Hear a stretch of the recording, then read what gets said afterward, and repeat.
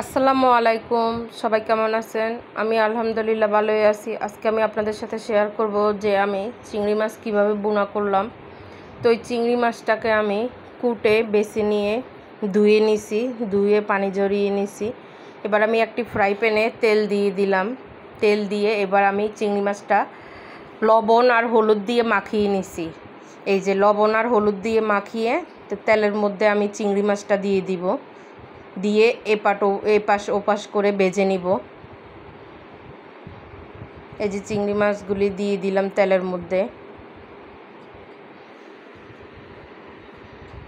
এই চিংড়ি মাছটা খেতে কিন্তু বয়সটা আমি পরে দিছি আর কি, দুপুরে রান্না করছি, বয়সটা আমি সন্ধ্যার পরে দিছি। এই চিংড়ি মাছটা খেতে অসম্ভব মজা হয়েছে। আর এইটার সাথে আর অন্য কিছু নেওয়াই লাগে নেই, যে এই চিংড়ি মাছ বোনাটা এত মজা হয়েছে। আমার ছেলে মেয়ে তো আর অন্য কোনো তরকারি নিল না, ওরা এই চিংড়ি মাছ বোনা দিয়ে ভাত খাইছে। মানে খুবই মজা হয়েছে এই চিংড়ি মাছ বোনাটা। তো এবার আমি উল্টিয়ে নিব, এটাকে উল্টিয়ে নিব। উল্টিয়ে নিয়ে তারপর আমি এটার মধ্যে পেঁয়াজ কুচি দিয়ে দিব। তো আমার ভিডিওটা যদি ভালো লাগে লাইক কমেন্ট শেয়ার করবেন এবং আমার ইউটিউব চ্যানেলটা সাবস্ক্রাইব করে দিবেন। আমার ইউটিউব চ্যানেলের নাম শাহানার রান্নাঘর। তো এই যে আমি সবগুলি চিংড়ি মাছ এই যে উল্টিয়ে নিচ্ছি। উল্টিয়ে নিয়ে তারপর ওপাশ ভাজা হয়ে গেলে তারপর আমি চিংড়ি মাছগুলি এক সাইড করে নিব।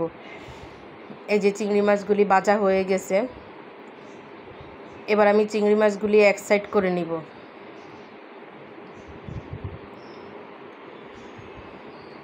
এই যে এক সাইড করে নিব, নিয়ে এবার আমি পেঁয়াজ দিয়ে দিব, পেঁয়াজ কুচি দিয়ে দিব।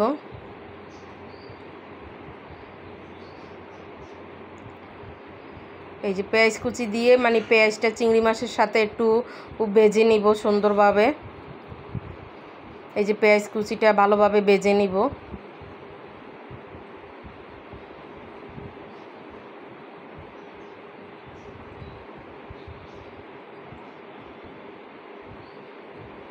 আসলে চিংড়ি মাছটা অনেক মজার মাছ, তো এটা দিয়ে যাই করো, চিংড়ি মাছ ভুনা করো, যে কোনো তরকারি দিয়ে রান্না করো, খুবই মজা লাগে।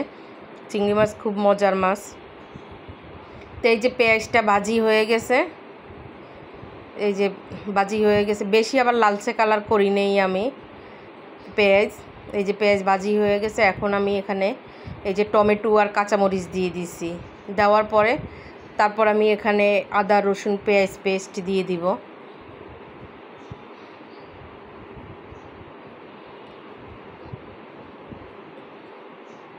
এই যে একটু আদা রসুন পেঁয়াজ পেস্ট দিয়ে দিলাম। তারপর আমি হলুদের গুঁড়া, মরিচের গুঁড়া, জিরার গুঁড়া, লবণ এগুলি দিয়ে দিব। এই যে হলুদের গুঁড়া দিয়ে দিলাম।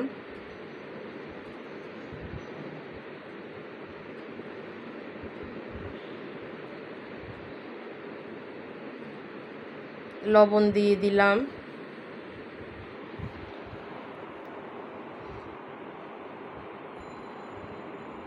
এবার জিরার গুঁড়া দিয়ে দিলাম। তারপর আমি মরিচের গুঁড়া দিব।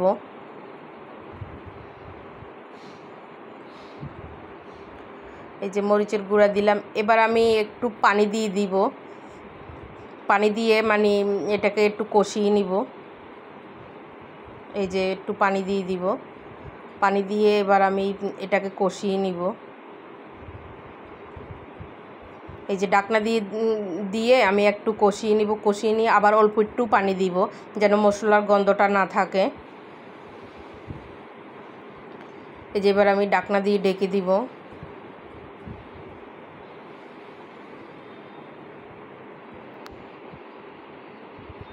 এবার আমি আবার নেড়ে চেড়ে আবার অল্প একটু পানি দিব, বেশি দিব না, চিংড়ি মাছ বেশি রান্না করতে হয় না। এই যে এবার আমি একটু নেড়ে চেড়ে আবার একটুখানি পানি দিয়ে দিব।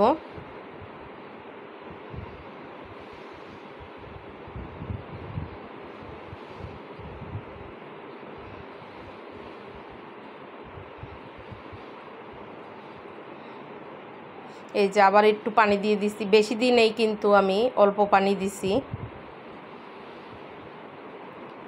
তো এবার আমি আবার ঢাকনা দিয়ে ঢেকে দিব। ঢেকে দিয়ে আমি হওয়া অবধি অপেক্ষা করব।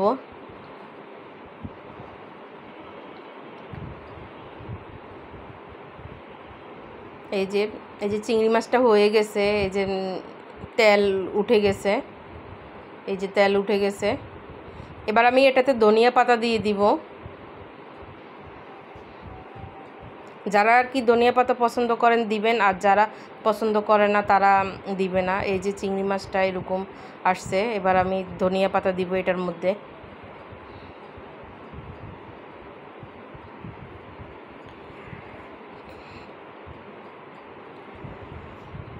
এই যে ধনিয়া পাতা উপর দিয়ে ছড়াই দিতেছি। দেওয়ার ধনিয়া পাতা দিয়ে এবার আমি একটু নেড়ে চেড়ে নিব।